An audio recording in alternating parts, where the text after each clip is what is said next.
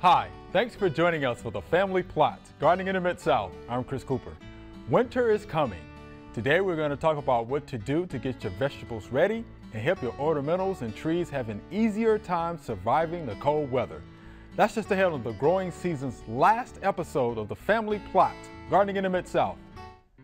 Production funding for the Family Plot, Gardening in the Mid-South is provided by the WKNO Production Fund, the WKNO Endowment Fund, and by viewers like you. Thank you.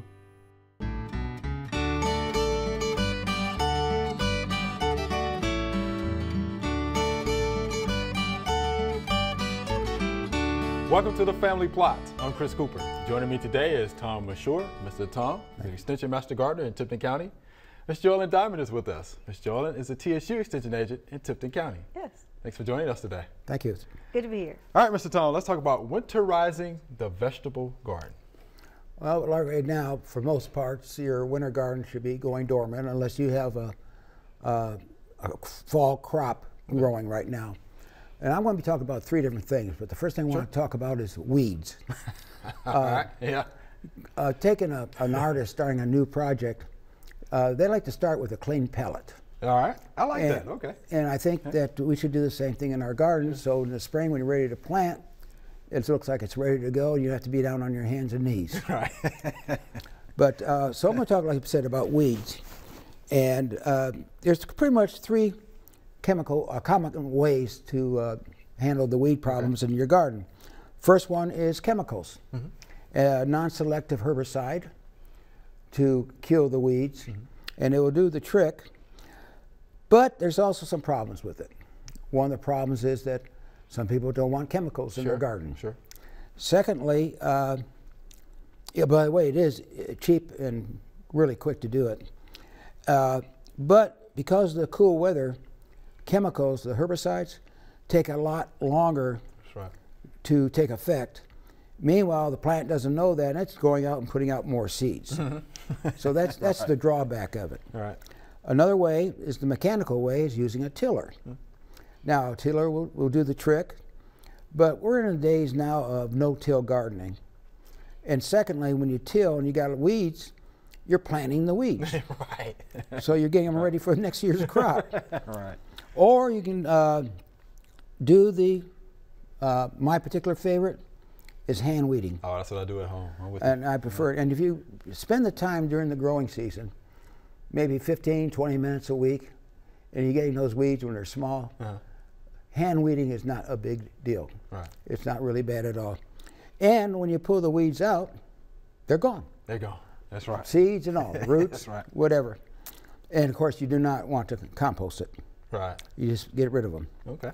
Another thing I want to talk about is mulching. Right now, we're going to be entering the season of abundant leaves. Right. And I do not, matter of fact, I got a shredder I don't even use anymore. Everything from my lawns, grass, leaves, go directly to the garden. They do not pass go, do not collect $200. Right. They go right out to it. Why not take these leaves and put them in the garden rather than setting them out on the street to the city to get rid of? Right, I agree. So it's free, relatively free.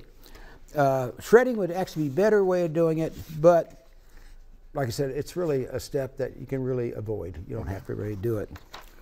Matter of fact, I'll probably do it today. My lawn is weed-free.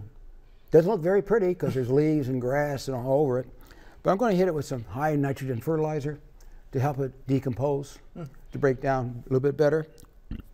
And another way is planting legumes, which is a ground cover for winter use. And being legumes take the nitrogen out of the air, which is, by the way, 87% nitrogen, and puts it in the soil. Matter of fact, in California, the professional farmers in the San Joaquin Valley, where I used to live, about every 5th year, they plant alfalfa for the same very reason. And the orchards in California, they plant a winter crop and then just get in when it starts getting hot. And they use the expression green manure. and it works out really well. Okay. And these are what, clovers, hairy vetch? Hairy vetch, crimson clover. Crimson clover, right. Even annual rye. Of course, I don't like annual rye. Yeah. But because they're in the garden, lawns and stuff like that. Right. But crimson clover is supposed to be very good. And the nice thing, crimson clover puts a big mat out. And then you can take and just cut it off in the spring at ground level. And the roots decay. And since they're legumes, it breaks down and feeds the worms. And one thing about worms, by the way, worms live in the soil. Right.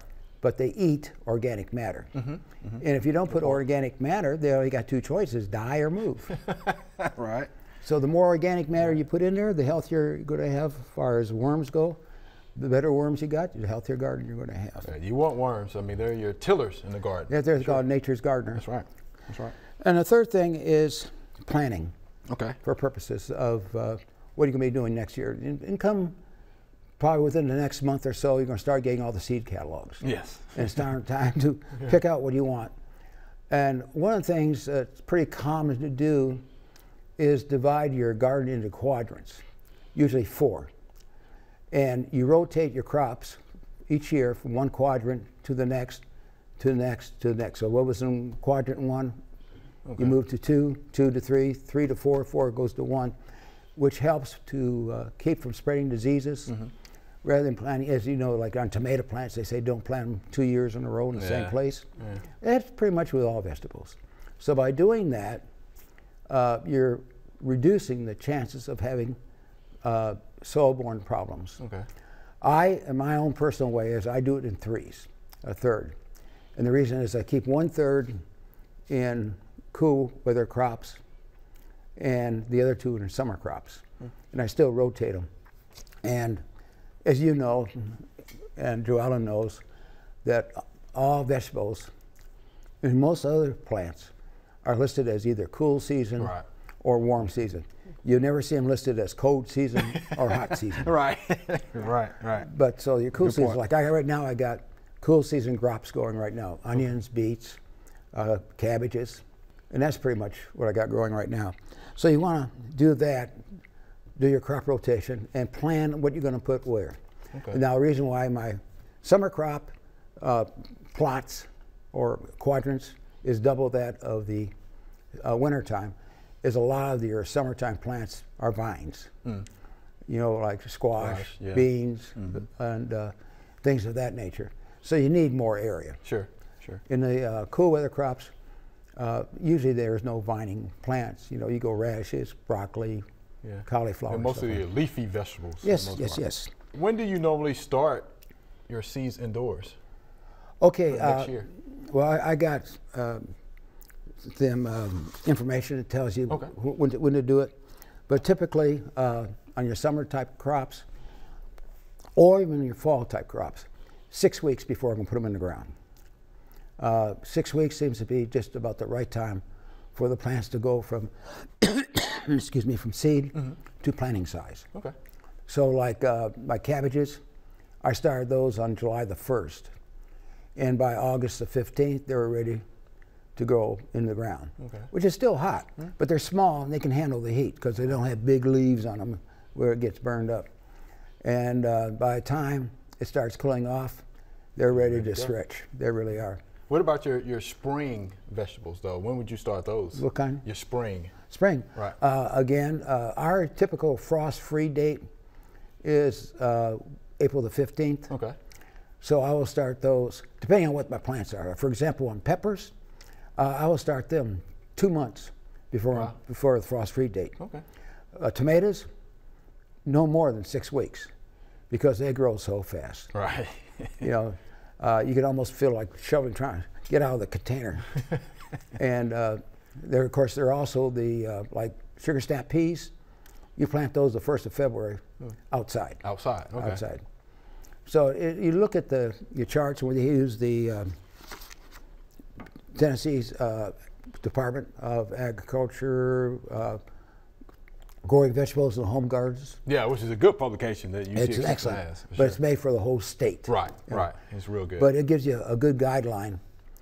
Tells you when to put the plants out, and all you have to do is back up 6 weeks from those dates, and you got when to plant them. Right, yeah, it's a real good publication. I tell people it's the ultimate cheat sheet. I mean, that thing really, it's good for the whole state, as you mentioned before. Mr. Tom, thank you for that good information. I appreciate it. All right, thank you, sir. There are a number of gardening events going on in the next couple of weeks. Here are just a few that might interest you.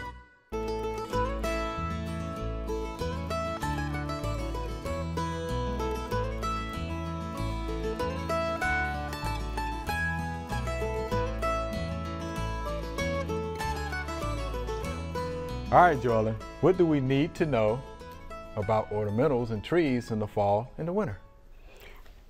All sorts of things going on in the next few months.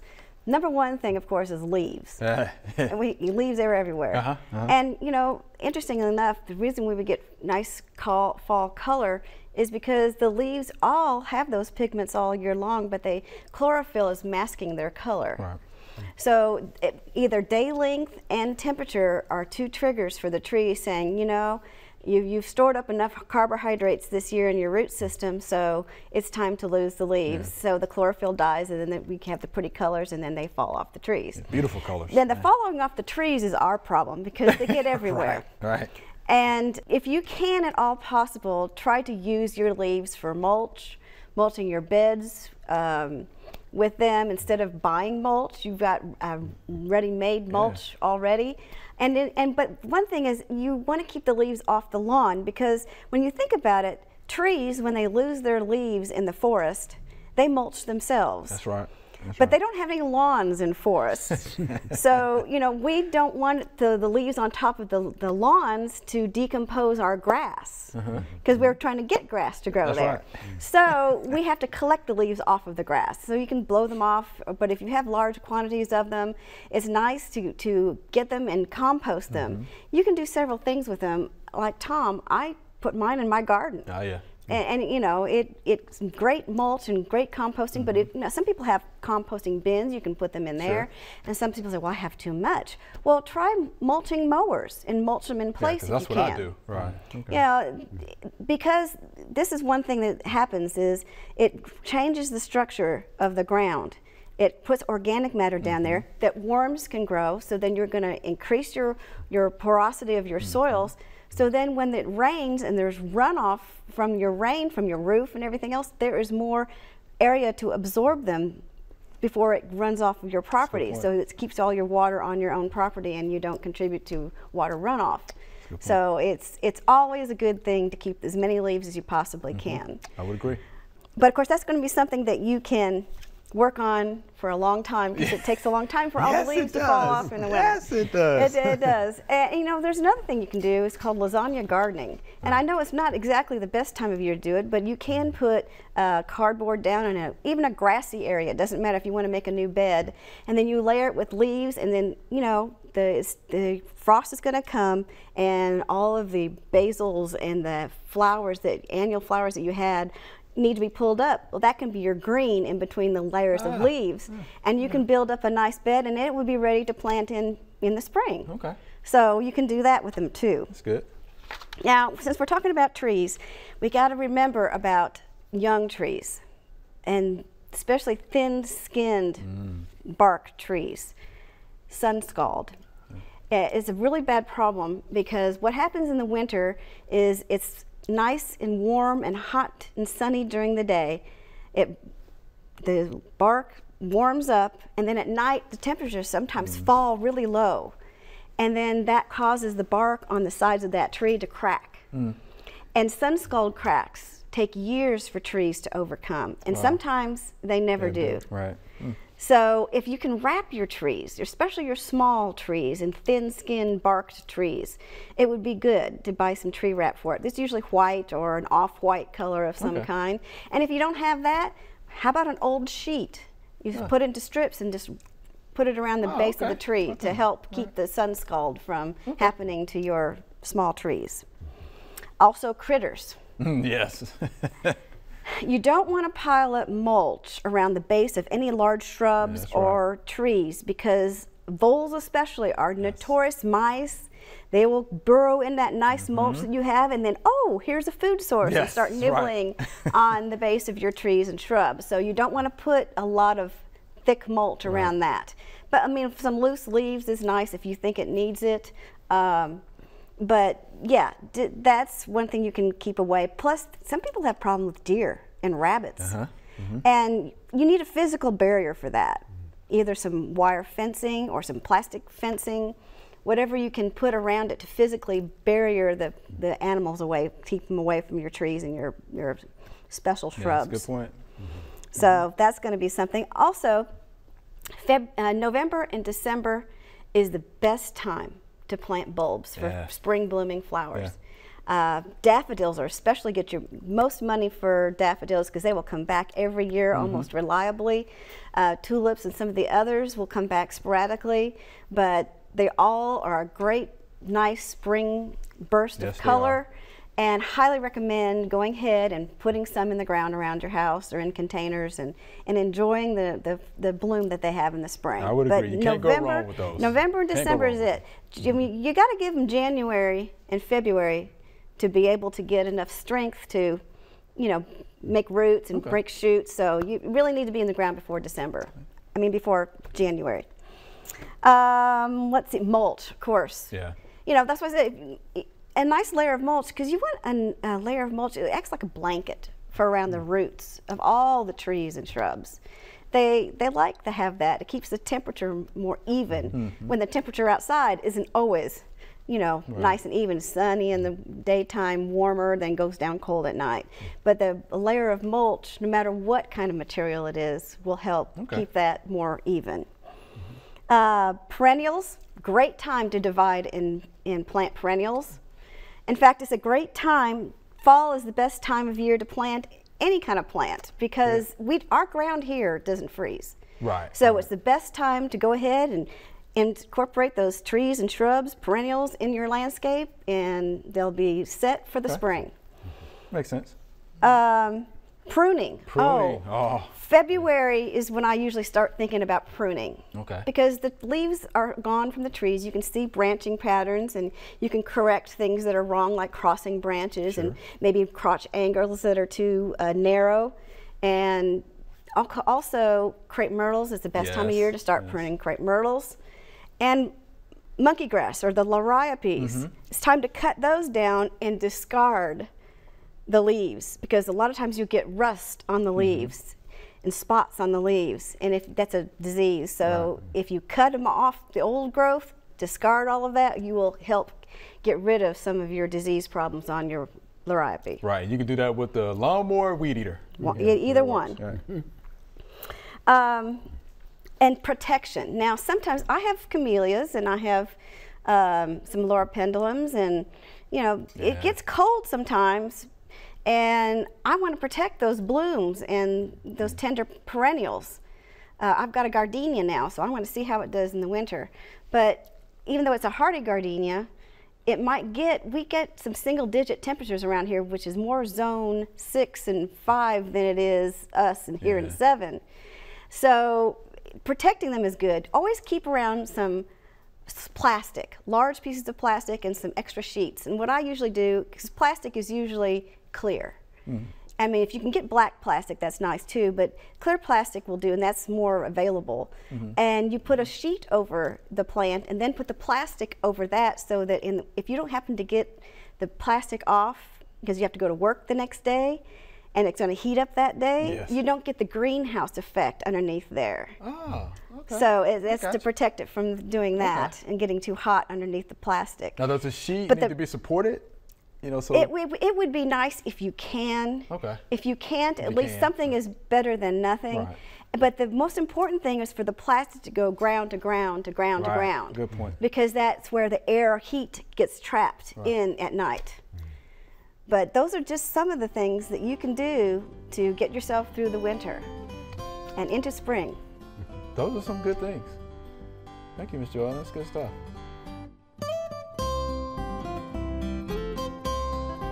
Well, it's beginning of November here in the perennial garden that we have for the butterflies and the pollinators.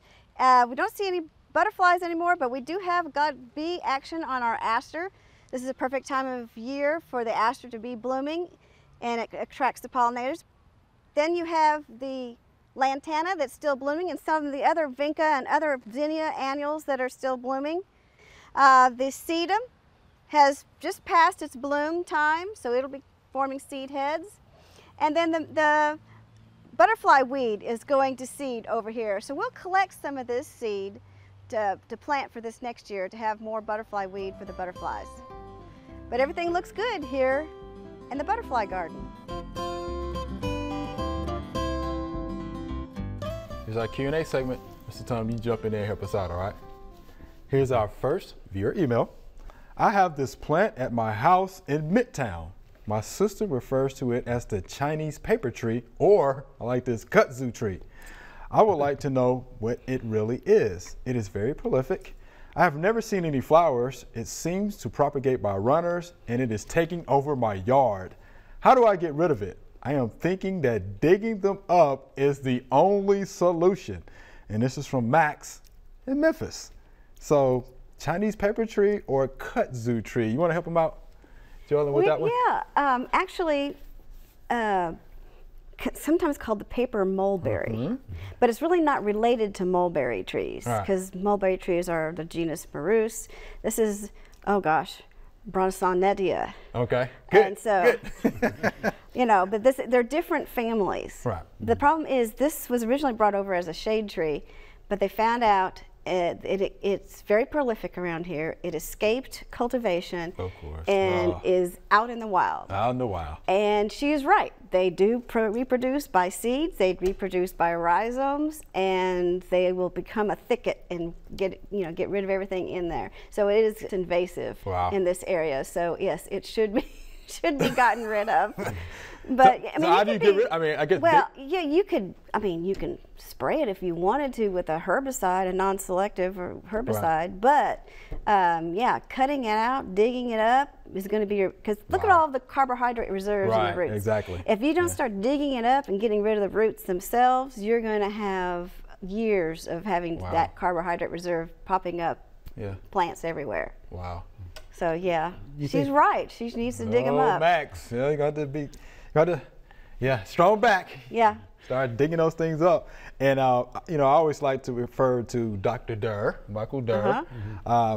He actually called the tree, the paper mulberry, a weed in the South, considered to be very invasive. Yes. And he's the man, Yes, so that's what it said. Considered a weed in the South, and it's very invasive. Very invasive. Oh, Max. You got a lot of work ahead of you. Yes, you do. But everybody around you thanks you for trying to get rid of it, because then it won't be a problem after you get rid of it. Sure.